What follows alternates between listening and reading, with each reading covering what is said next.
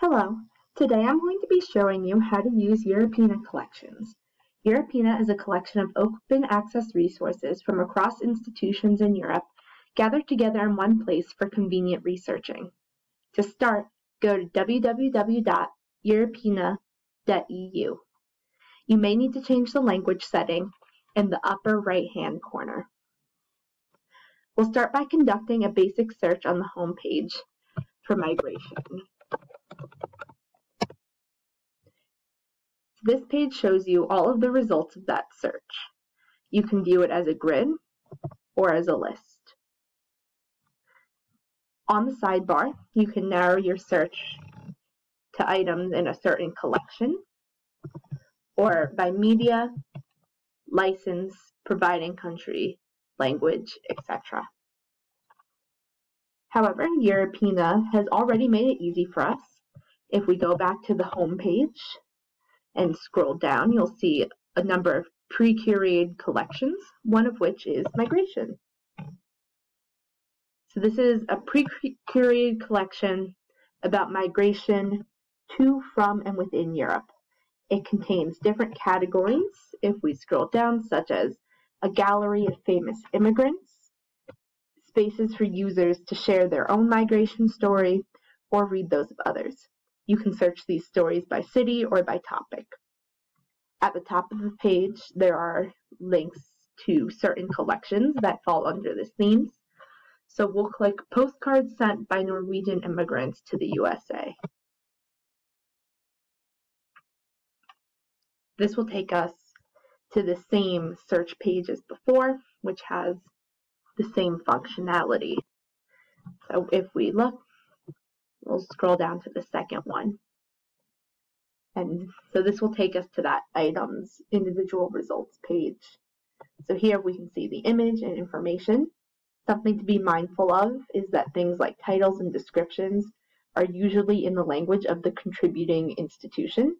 So in this case, that's Norwegian. But if we scroll down, we can see all of the metadata for the object, as well as some other suggested items.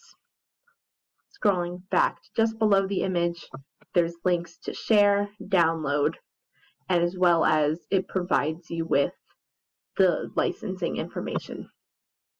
Additionally, we can click this link here to go to the contributing institution.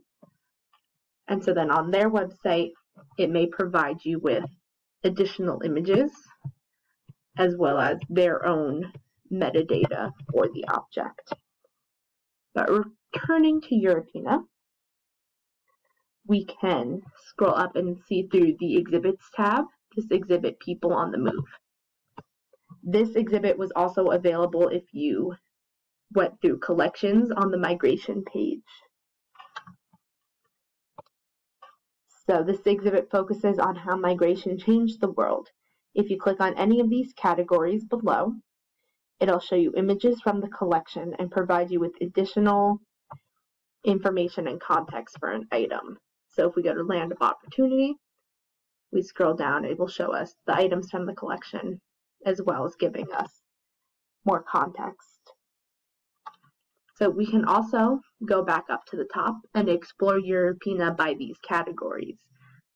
So one of which is people. So if we go to the people page, it shows you a list of all different people who are represented by the collection.